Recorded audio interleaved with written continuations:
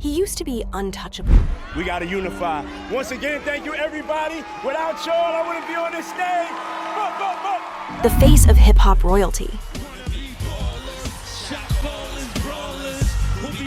A billionaire mogul surrounded by private jets, fashion labels, and platinum plaques. We gonna scratch that off the list. Vanity Fair, I live an extravagant life, and I make no apologies for it. I'm free as a motherfucker. But today, Sean Diddy Combs stands accused of leading a criminal enterprise. The prosecution pulling out all the stops as they make their final push to put Diddy away for life. One built on fear, silence, and coercion. So what exactly did the prosecution say that could send him to prison for the rest of his life? This isn't about scandal. This is about sex trafficking, forced labor, bribery, witness tampering, and the disturbing testimonies of women who say they were trapped in what they described as freak-offs, multi-day sex rituals fueled by drugs, control, and psychological breakdown. In this video, we're not here to speculate. We're going to break down exactly what the prosecutors just told the jury, their closing argument point by point, and what they believe proves Diddy's guilt beyond a reasonable doubt. The most shocking part? It's not one accusation, it's a pattern. They just, you know, so you have, if you don't have what they need, they're gonna leave. Right. Gotta keep them there. Right. You need locks on the doors. Okay, this is sounding kind of dangerous now. It's a little kinky, but Yeah. rock with me, but just Right. check it out. You need a lot of heat. A lot of heat. Yeah. Heat. You mean that physically the place has to be hot? You don't have no air conditioning. No air conditioning. No. Why is that? Heat affects the alcohol, and it also affects, like, you know, everybody gets a little bit more comfortable and loose. Builds up a nice little sweat. A lifestyle built around manipulation and dominance, defended by a wall of money and loyal staff who, prosecutors argue, did whatever it took to protect their boss. We'll explain who Cassie Ventura really was in this trial, why the name Jane keeps coming up, what the prosecutors showed the jury, including surveillance footage, text messages, and recorded phone calls, and why those pieces of evidence might finally shatter Diddy's image of invincibility. Is this the collapse of a music empire? Or a long overdue reckoning for a man who's allegedly hidden in plain sight for decades?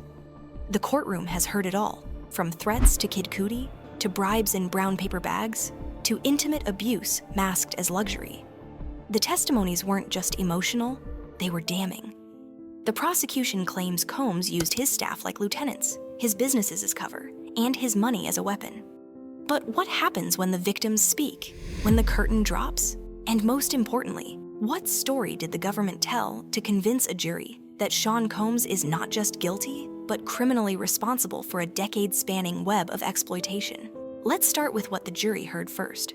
It begins with a man who, according to prosecutors, never took no for an answer, and the people he allegedly broke trying to prove it. Forget everything you think you know about celebrity trials. This one isn't about image, missteps, or cancel culture. According to the US government, it's about architecture, the deliberate construction of a criminal empire designed to satisfy one man's darkest impulses. Prosecutor Christy Slavic opened her closing statement by telling the jury, Sean Combs was the leader of a criminal enterprise, not just a man with bad habits, not just a manipulative boyfriend, but the architect of a system of abuse that spanned years, continents, and an inner circle, paid to protect him at all costs. The prosecution's story rests on three words: power, violence, fear. They say Combs controlled every aspect of the lives around him: his partners, his assistants, his security detail. Slavic argued this was a full-blown criminal conspiracy where every player had a role. You might ask, where's the line between toxic behavior and organized crime? According to Slavic, the line was crossed repeatedly. The prosecution told the jury that Combs didn't just abuse women, he used others to help do it. That's the heart of their RICO charge. The enterprise, they argued, wasn't a company on paper. It was a living organism built to serve Combs' personal, sexual, and reputational goals. KK, his chief of staff. D-Rock, his security boss. Assistants, drivers, private chefs. All described by prosecutors as loyal lieutenants. Slavic told jurors these people weren't clueless bystanders. They were enablers, and in many cases, accomplices. Slavic displayed text messages, emails, photos, financial records, all pointing to one conclusion: that Combs didn't just commit crimes, he planned them, he funded them, he ordered them, and the evidence? It wasn't subtle. There were surveillance videos, voice messages, and even spreadsheets listing payments to escorts. The prosecutors were building a map, and every road led back to Diddy. Slavic's argument was simple. When someone has that much power and nobody around them says no, you don't just get misconduct, you get criminality. And the jury? They now have to decide whether the empire Sean Combs built was one of entertainment or exploitation. Slavic closed this part of her argument with a line that hung in the air. This was his kingdom. Everyone was there to serve him. It wasn't just about what Combs did, it was about what he built. And whether that kingdom was just a music empire or a carefully disguised criminal machine is now in the jury's hands. If the prosecution's case has a heartbeat, it's Cassie, Ventura, and Jane. Not just names, but stories. And together, they form the emotional and legal spine of this entire trial. Cassie Ventura isn't just Combs' ex. She's the prosecution's star witness, the face of what they call a decade of coercion. Her testimony was graphic, painful, and according to prosecutors, absolutely central to proving that Diddy didn't just hurt people, he trafficked them. Cassie described freak-offs, sessions that lasted for hours, sometimes days, involving male escorts, drugs, and Combs watching, directing, and filming. She said it was never optional. Prosecutors pointed to texts, footage, and the fact that she often had UTIs, was drugged or bruised during and after these encounters. What made her stay? The prosecution said it was trauma bonding, a cycle of abuse and apology, dependence and control. Slavic reminded jurors, she didn't believe she had a choice. Especially when the man threatening her also paid her rent, bought her silence, and held humiliating footage as collateral. Then came Jane, a newer name, an anonymous one. But her testimony echoed Cassie's in disturbing detail. Hotel nights, threats, financial dependence, drugs, escorts. Slavic framed it this way. Different woman, same blueprint. Jane's text messages to Combs became exhibits. "I'm not a porn star, I'm not an animal," she wrote. She described vomiting mid-act, fainting from the trauma, and being told to finish strong even when she was broken. So was it consensual? That's the defense's line. But Slavic told the jury this: consent given under threat, drugs, or manipulation isn't real consent. If saying no means losing your home, your job, your safety, it's not a choice. The prosecution's point was surgical. Cassie and Jane didn't just endure abuse. They were recruited, groomed, isolated, and broken down, then offered gifts and trips in exchange for compliance. That's not dysfunction, that's trafficking. And together, their stories laid the foundation for the entire case, not because they were the loudest, but because they were consistent and painful, and, according to prosecutors, undeniable. Slavic made one thing clear. This wasn't about rehashing messy relationships. This was about how control and fear were systematized into every corner of Combs' life. You don't need chains when you control someone's rent, their reputation, and their reality, she told the jury. The message was sharp. What Cassie and Jane described isn't just heartbreaking, it's criminal. Allegations are one thing, evidence is another, and this is where prosecutors moved from accusation to proof. According to Christy Slavic, the freak-offs weren't just sordid parties, they were crimes. Because behind the curtains, there was planning, coordination, travel, payments, and most importantly, coercion. Prosecutors pointed to surveillance footage. One clip showed Combs dragging Cassie Ventura through a hallway at the Intercontinental Hotel. He was in a towel. She was limp. Afterward, he reportedly offered a security guard a wad of cash, hush money, prosecutors said, to bury the evidence. There were spreadsheets detailing escort payments, text threads where Combs and his team scheduled flights, booked rooms, and prepared substances, and audio recordings where Combs taunted Jane. "Is this coercion?" he asked her after beating her and forcing her to participate in a hotel night. That phrase, "is this coercion?" wasn't just chilling. Prosecutors said it was damning. He knew exactly what law he was violating, and he said it out loud. Then came the drugs. Meth, ecstasy, ketamine, cocaine. The list goes on. Prosecutors argued they weren't recreational. They were tools. Tools to make Jane and Cassie compliant, to keep them awake, to numb pain, to make saying yes easier when no wasn't allowed. Combs' assistants, security, and chief of staff allegedly sourced the drugs, delivered them, ensured the women had what they needed to get through the nights, and in some cases, helped clean up afterward. One text between Christina "KK" Coram and Combs allegedly planned a male escort's trip to Vegas. His nickname, Paul. His job? Participate in a freak-off. Another man, Jules, reportedly appeared in multiple cities. His flights paid for, his rooms booked. And then there was the money. Stacks of it. Witnesses testified to bribes. $100,000 in cash handed to a hotel employee to erase footage. $600,000 salaries for Combs' lieutenants. All part of what the government called the machine, a system built to protect the king at any cost. The prosecution's theory was bold but methodical. When crimes become this frequent, this organized, and this insulated, you're not just looking at bad behavior, you're looking at racketeering. Slavic wasn't just telling the jury about isolated incidents. She was painting a map, a series of deliberate moves, flights, pills, payments, surveillance, all pointing in one direction. She wanted jurors to walk away with a single thought. None of this was spontaneous. It was systemic. It was deliberate. And it was criminal. A criminal doesn't need to act alone to be dangerous.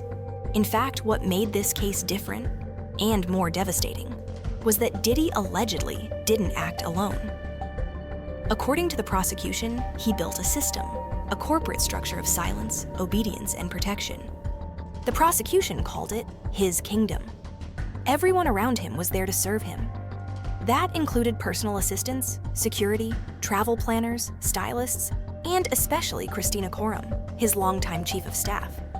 Slavic described her as Combs' right hand. She didn't just know where he was, she allegedly knew what he was doing, and she helped him do it. Emails showed Coram booking hotel rooms, arranging cash deliveries, and coordinating the travel of male escorts. When a security guard hesitated to hand over surveillance footage of Combs attacking Cassie, Coram reportedly negotiated a $50,000 payment. That transaction ended with Combs personally handing the man a brown paper bag filled with $100,000. Witnesses said he warned, "Don't make any big purchases."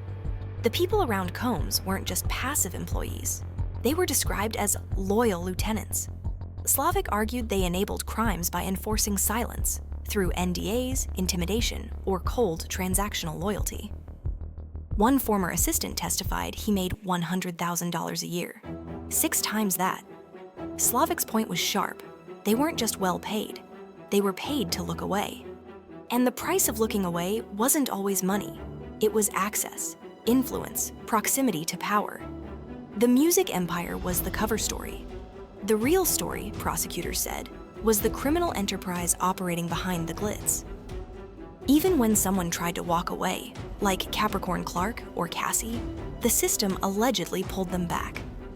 With threats, surveillance, even violence. The prosecution showed that Combs' reach extended far beyond his immediate circle. His security team was allegedly armed, aggressive, and ready to act. The abuse was shocking, but what followed it, the cover-ups, the threats, the fire, is what turned this case into a full-blown RICO indictment. Prosecutors weren't subtle. They told the jury that Sean Combs didn't just hurt people, he silenced them. And when that failed, he tried to erase the evidence. Start with Kid Cudi's car, a Porsche torched in his driveway in 2012 after he started dating Cassie Ventura. Prosecutors said Combs once threatened, "I'm going to blow up his car." And then it happened. A Molotov cocktail, a shredded roof, and a fire investigators quickly ruled as arson. Coincidence? The prosecution didn't think so. Prosecutors also alleged that Combs, with the help of Coram and D-Rock, systematically tried to neutralize witnesses. Jane, Mia, even Capricorn Clark. Calls, messages, and veiled threats. Coram was reportedly present during recorded calls, feeding Combs notes silently. She wasn't reacting in shock. She was strategizing. Slavic called it witness tampering, plain and simple. And it didn't stop there. Clark described being locked in a building for 5 days, forced to take lie detector tests over missing jewelry. The man running the tests warned, "Fail and they'll throw you in the East River."